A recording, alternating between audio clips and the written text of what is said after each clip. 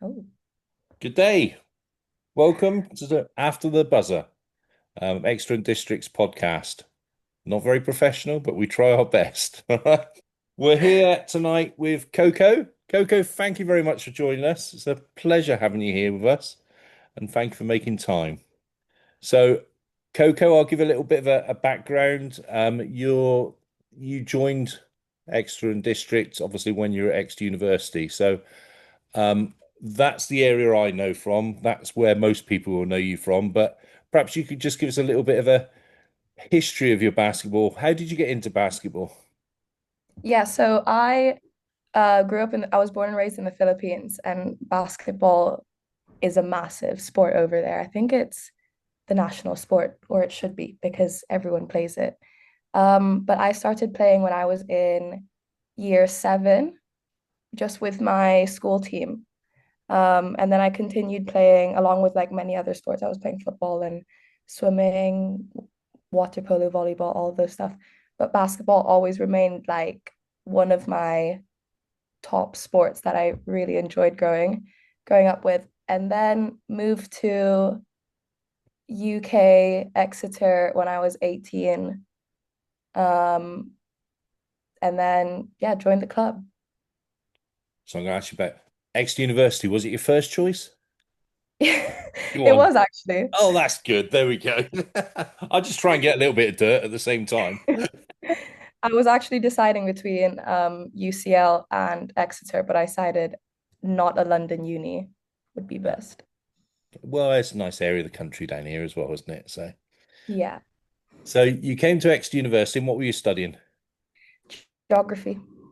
Okay, come to Exeter University, studying geography. Um, and did you immediately join the basketball club? Was it because it was such a fascination for you and from home? Was it something that you automatically went to? Yeah, well, I was deciding between foot not football, volleyball and basketball because I knew I wanted to do an inside sport because I wasn't used to like the temperatures, obviously moving from the Philippines. So I was really narrowed down to two options. And then I went to the basketball taster session. And then I really enjoyed the company of the girls. And then wasn't able to join a volleyball taster session. So that's how I joined Oh, basketball. that's fine. Well, I mean, basketball's a very good community anyway, isn't it? So, and obviously I'm assuming the floor of the sports hall sold it to you when you started dribbling around, did it? Sort of tick the Yeah, box, the the dead spots really the made dead me think that spots. Exeter University was meant for sports people. That's good. Um, was it 3 years you've been at Exeter University? Yeah, I've graduating this year. Yes. I was say you're just about to graduate, aren't you, sir? Yeah. Um, and whilst you were at Exeter University, obviously you played for the Exeter University team in local league and Bucks, but you were one of our trendsetters, especially female, in relation to officiating, floor officiating. You were always good on the table. You're obviously good, a player as a player, but what made you come over to have a go at officiating? It actually started with tabling first. I sat with my then first team captain, Isabel, and she taught me how to table. And that just got me interested in like the officiating side because I never understood as a player, like growing up, I never understood what was actually happening on Right. those booklets. And we always, after game, receive a photo of the paper, but I never actually know what those numbers mean or the X's by my name. I had no clue. They And then weren't learning that, kisses. yeah. But learning that made me just really interested in the actual mechanics behind the game. Okay. And then from there, we had a committee meeting at the start of my second year, and um, they were talking about how we really needed referees. Hmm. And I just thought, why not? Like, if I enjoyed tabling so much, how much more would I enjoy refereeing to know the officiating side of the game. And I did because I Pedro was also learning at that time, and I was speaking to him about it, and he was saying how he did the course much faster than I did, or he started it way before me. Yeah. And he said it was super easy, and it was just really just a game testing your basketball knowledge. Obviously apart from like where to stand and everything. And then I was like, okay, let me like try it. And then I went through the course, and it was a good test of my knowledge. I learned so many things that I didn't even think about. Right. And especially with the timings of it, because I just sort of went out for a timeout and was like, whenever they buzzed me back in, I'll go back in. I had no clue how long anything was really, especially going from Bucks to Exeter and District. It was 10-minute, 5-minute half times, and I never really understood what was happening. I'd go where I was told. Showed up. Yeah. Yeah.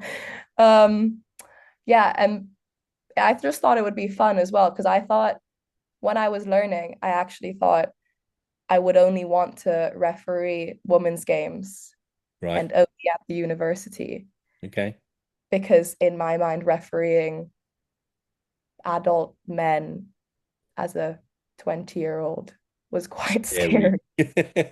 So I thought maybe I'll stay away from that and it will just be a fun time refereeing the girls that I play against or play with.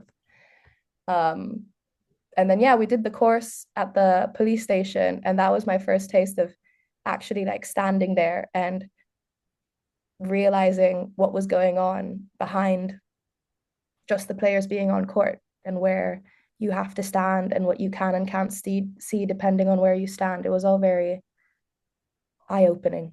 Okay. Thanks.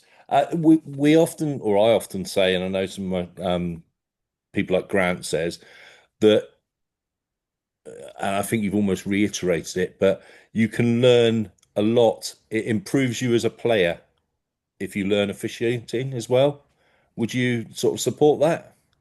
Absolutely. I didn't know some rules existed until I started refereeing. It was more so like I think my basketball knowledge was at maybe a 40% just playing, and then table officiating opened up to maybe a 50, but refereeing really just extended my knowledge so much. I was so honestly confused. There were so many rules that I had no clue about, especially because growing up, I always used to foul out of games and I'd never understand why. And then I started learning how to referee, and then I thought, right, so I'm doing that, and that means I get That's why. called on that. Yeah. And I was like, okay, I understand. And it also helped me. So in my third year, I became club captain. And with club captain, you coach the second team. Okay. And I was playing in the first team at the time. And it helped me coach as well, because then when I first started and I was still in my second year, I was trying to help some of the other players on the team that kept getting fouled out explain why they were being fouled, because it was from a player's perspective who was Effective. Yeah. also a referee understanding what was being called. So it got to a point where they'd get called and then just look at me instantly saying, why, what happened? And I was like, hang on, let me understand what they're doing with their hands, and then I can tell you what happened. Or it'd be like I'd be sitting on the bench and then all five faces just looked at me and I was like, be like spotlight, what's happening on court? Or we'd be watching a game and then someone would come up to me and go, I know I just fouled, but they didn't see it. And I was like, it's okay. Just carry on playing if they didn't Okay, see it. they're human as well. Exactly. But yeah, back to coaching, it really helped me because especially um the cylinder, Yeah. staking in your cylinder and defending in your cylinder, that really helped the girls understand how to properly defend a player and not get called on so many fouls trying to defend it. Because a lot of the girls that we get coming in, especially in our second team, we they've never been properly coached, Hmm. and they come from netball, or they come to just try out the sport, and they end up being really good at ball handling, all of that. So they don't actually know the rules. So to have that referee background and to know what's being called and why it's being called helps me explain to them in a way that they understand as a player what's right to do and what you shouldn't do. Okay, understand that. And obviously done you good because obviously talking about your coaching, but the girls progressed. The second team progressed during the season, didn't they? Yeah. Yeah, the start of the season was it was fun, because we take a lighthearted attitude towards every game we go into, just to make it a fun learning environment for everyone. But I think explaining to them after the game or after each foul why they were being called, or like the mechanics of the game, they all got really interested in the actual mechanics behind it all. And they started asking me loads more questions throughout the season of like what stance they were doing and how could they improve foul wise and Right. all of that. And yeah, they became, it's always good to see a team progress so Yes, well of course it together, is. not as individuals, but the team together playing together. It Well, was nice. that's the main thing with a team sport, isn't it? You can have teams that got individuals that are absolutely brilliant, but if you've got a team of players that play for one another and play for each other, generally they will surpass the individuals. Yeah. So seeing them progress is really good. Uh, and progression is something you did with your officiating as well. I mean, what you're smiling, but you did very well. All right. Your progression was evident. Your first match or your first few matches, what did it feel like? Yeah. Honestly. I think it was after that second match, I came home and thought maybe this isn't for me. I think we go into overtime? I think a few of yours did, didn't they? Yeah. Was the second match the Uni 3 against Torbay? Was that the one? Um, Sharks. Was that your second one or was that your first match? I think that was my first one. Right. Okay. I think it was Exmouth was my second one. Okay. Um, yeah, every single game just seemed to be the hardest game Grant has done that season. And it just every single game was that I started to think, is he just saying this just because I'm new? But since then, I think I've never done a game as hard as my second game. And that really, it, it really toughened me up and gave me a high expectations of how tough games were meant to be. And then every game after that just seemed to be a lot nicer to me.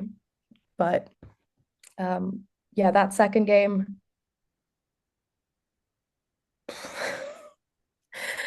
I think it was very good character development. Okay. That's fine. Well, you persevered. All right. As we said, you've turned into a really good referee. All right. It's been noticeable. People have commented on it. So, you know, don't knock. So everyone has to start somewhere, and everyone's first games are, you get people out there with the whistle, and it's like, I knew it was a foul, but I didn't blow my whistle in time. And it's That was my hardest part. Because as a player, you see something happening and you're just like, oh, that should have been a foul. And then you forget you're the referee that's meant to be calling those fouls. And you're like, oh shit. Like, right, get your head in the game. Or it's like I run the another play's been done and then I run to the other side and then I think, oh wait, that was a foul back then, but it's way too late to call now. Or something happens and the players look at you and then you think, I didn't see anything. But was that meant to be a foul or not?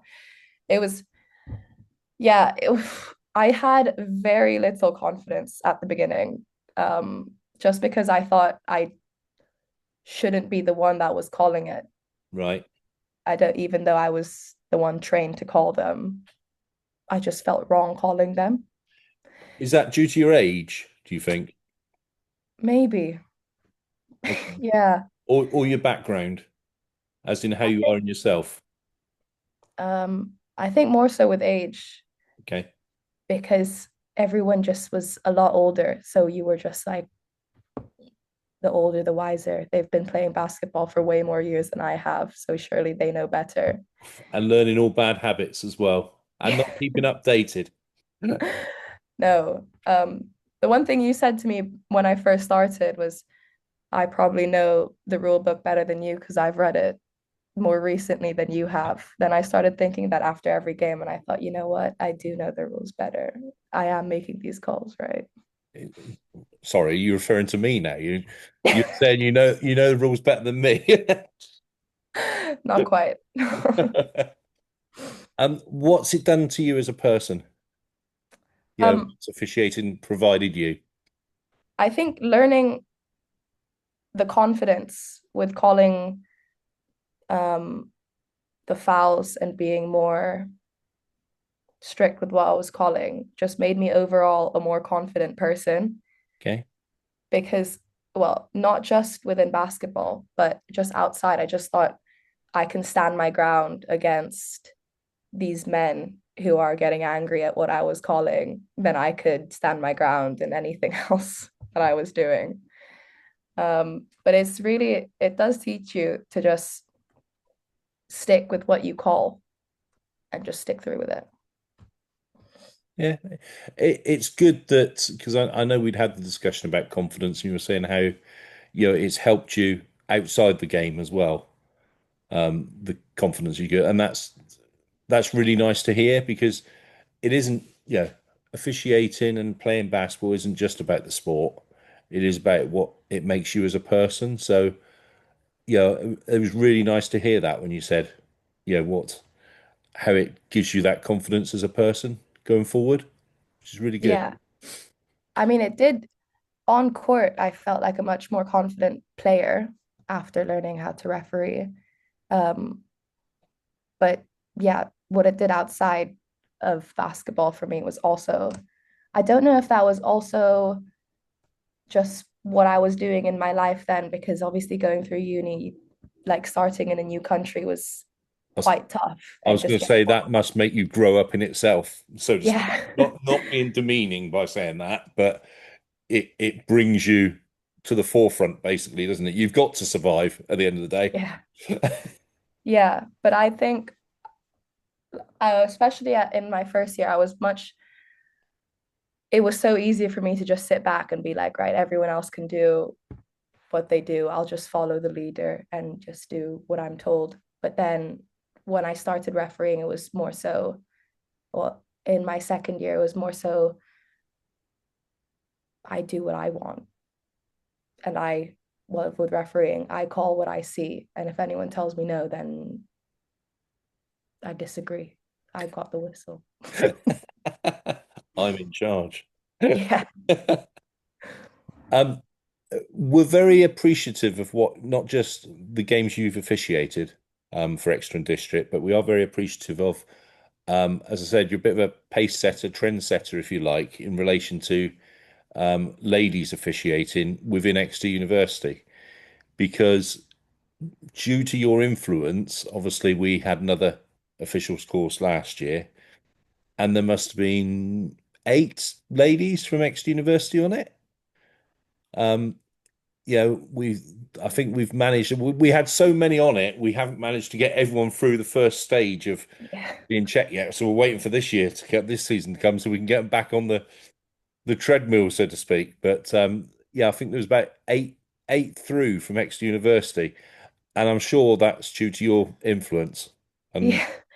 I mean, it was every in the changing rooms, I just say, "Oh, I did a game last night and it was crazy." And just watching, because some of the men's games that I was doing were so, well, and women's, but they were just so intense and so interesting to watch. And you were on court with them.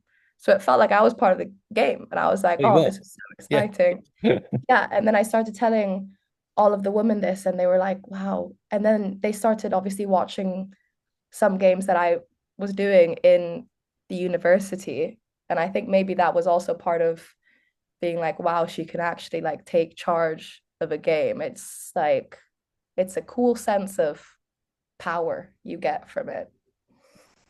You sound like a badass now. I'm sure some of the girls thought that and they're like, I want that badass attitude. And then joined. Oh dear. Um, where now then? Where are you going now? Well, so I'm graduating, and we just got our results back 2 days ago, Okay. actually. Is it And congratulations, well done, or aren't you allowed to say? no, yeah, I'm happy with what I got. Good. Excellent. I'm going to LSE, London School of Economics, for a master's. Right. Yeah. And hopefully, after lots of talks with you and Grant, I think I'll continue to referee in London. Good. I'm Good. not sure about playing, only because my idea with team sports is you build that team morale and the friendships you get out of a team are ones that really last. But to be there only for a year and then to leave again, I don't know if it's worth all the effort of making, all those connections just to leave them again after a year. But refereeing, I could do for how many years? All the years I'm living in London. Well, and why not elsewhere? True. Even if Well, you're not staying in the UK afterwards, you know. no, but I we went to Milan. So my basketball uni team, we went to Milan for an inter-university sports competition. There was beach volleyball, futsal, loads of sports there. But we played and we were so confused. The rules there, or maybe not the rules, but what the refs were calling. The interpretation, probably. Yeah. Yeah, it was so, we came out with a lot of injuries. I was going And to say, was it harder? Were you being battered, basically? yeah, yeah, maybe we were just quite unfit at the time because it was a month off of training, but we were just being I was being slapped basically the entire game. And I'd look at the referees and I go, it was blatantly like right in front of them. So are you really not seeing that? And then I just thought, okay, I make mistakes, they make mistakes, everyone makes Yeah. mistakes. But it happened so many times that I was like, right, so is that not a foul or is he just not calling it? I didn't know Right. which one, but I think that's maybe just European basketball. It's just a lot more So aggressive. I've had a talk on the podcast with Troy Cully, who's now he used to play for Torbay Tigers, then ended up coaching Tigers, coaching a few UK sides, and he's now coaching a German side in the Bundesliga, something A or B or something like that. And we had a discussion about European basketball and how different interpretation or how certain things, and he said it is a lot harder. And you do see it if you watch any of the TV games in Europe. It is a lot more physical, shall we say, than Yeah. we have. So you obviously felt that over in Milan. Yeah. It was a shock. The first game, when so many things weren't being called, I had to sit down and I thought, is it me? Am I forgetting the rules? Or is it just I'm not used to the game that's being played? Well, and going over there, you missed out on a set of finals, didn't you? Yeah. Oh, I haven't even asked how that was, the police nationals. The event was Brenda very said it good. was Brenda The said it event was was very good. super interesting. Yeah, the um, Devon and Cornwall women won the plate competition. We got knocked out at the group stages of the main event, but we won the plate, so That's good. they come away with silverware. So they were pleased, and I got told off by a referee for shouting too loud. I didn't realise that was in the rule book, but I think coaching as a referee, you know where to push the boundaries and where not to. and we did have a conversation with the referee afterwards. I did because it was the referee thought I was trying to test them basically, to see whether they Oh, do anything about it. And um, we did have a little conversation afterwards. And for want of a better term, I'll give you a little bit of my wisdom now. Don't try and tell a coach to do something without first checking they're down on the sheet as a coach, and secondly, making sure they were doing something wrong first. You've got to have the trump card. So if you can't give them a technical, don't have yeah. that conversation because it's not worth having that conversation. The official, I won't say was lucky because that's not. It wouldn't be me. I wouldn't have pushed the boundary, but and especially because I knew the official concerned, but I'd done nothing wrong. I was just vocal, and Yeah. as it was, I was down as the coach, but I didn't realize I was down as the coach. But my team would put me down as the coach, but I was actually walking up and down in front of the stair, yeah, the seating area, well Oh, behind where my team were. So that could have been quite funny. But yeah, no, we won the plate, so we were pleased with that. So, that's good. but we did miss you officiating there. I So miss seeing it. yeah, you were better off in Milan, apart from being slapped. I'm sure you had a lovely time over there with the university girls. Yeah, we did. Well, there was two courts because there was also men playing there, and one of the men's game, we didn't watch it happen, but they pulled down the backboard and it fell on the ground. All right, it just fell, didn't smash. Wasn't a No, glass it thing, smashed. Yeah, right?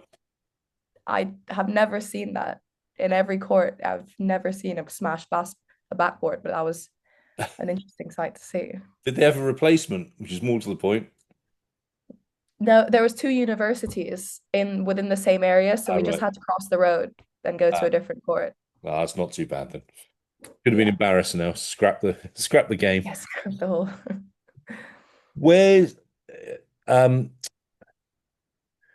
where's the best place you've played basketball? Most impressed. Is it back home in the Philippines just because of the atmosphere? Because I'm assuming, as you said, it's almost like the number one sport over there. And um I'm and knowing some of the Filipino teams here that I've officiated with, and they have quite a few inter Filipino competitions locally.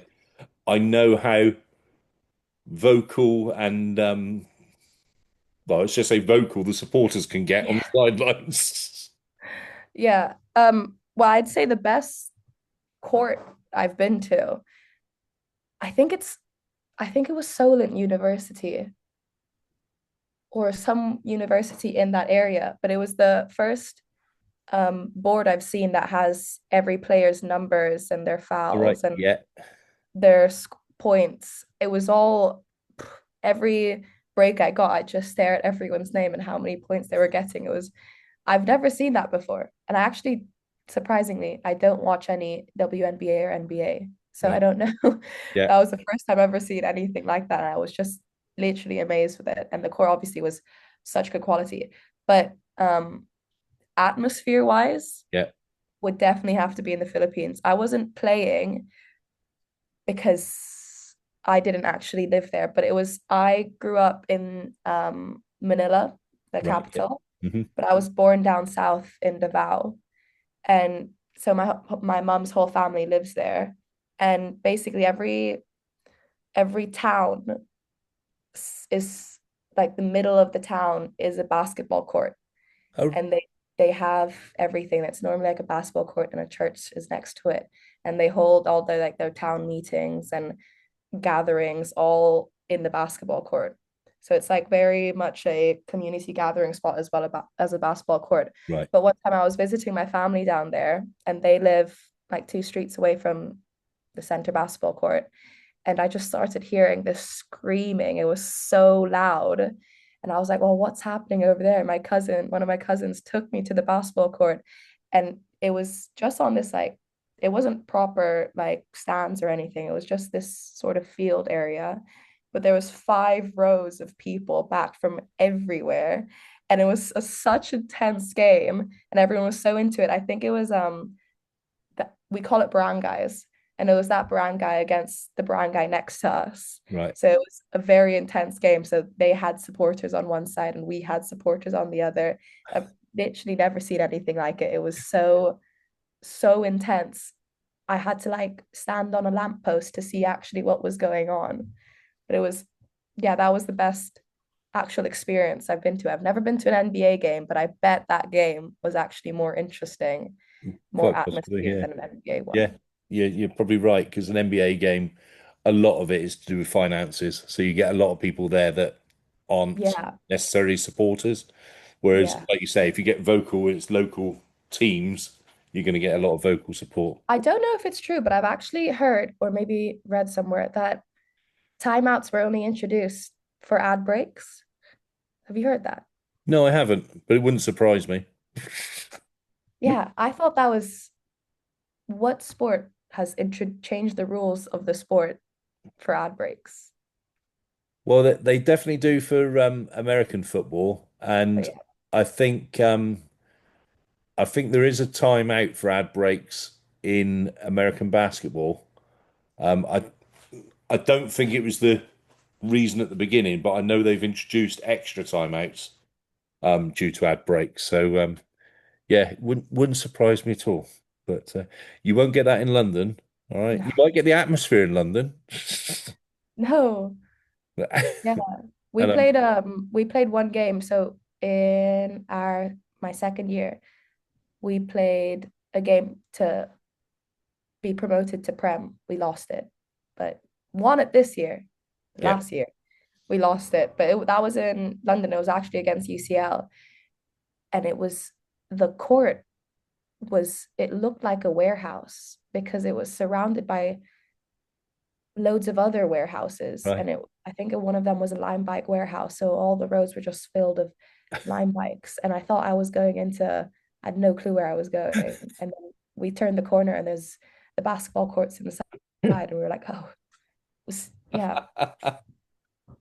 I'm sure you'll do very well up there. All right, and I'm sure I wish you and we wish you continued success in your officiating career, your basketball career, and whatever you cast your mind to. All right, because seeing how you've progressed and how you've taken it on board. All right, you're very intelligent. You're fit enough to do it. All right, and you've got a good head on your shoulders. All right, so I do wish you all the success. Exeter and District are very thankful for what you've done. All right, I'm sure the Exeter ladies that are coming through officiating are pleased that you helped them put them on that first step. All right, and I'm sure we'll see you in the future at some stage when you pop back because invariably you will, won't you? There's normally a you'll be back for the varsity day or something like that next year. Yeah, anytime I plan my visits down to Exeter, I want to be there for a home game. Well, you never know. One year they might get the dead spots sorted out. I doubt it. Coco, I've got to wrap it up there. Thank you very much for your time. All right. If you had to give one bit of advice to a new official, what would it be? Blow the whistle. Feel like that's everyone's advice, but blow the whistle loud and clear so the entire court can hear you, not just where you're standing. Lovely. All right. Look after yourself. Nice to see you. Thanks, Thank you so Coco. much. Cheers. Bye.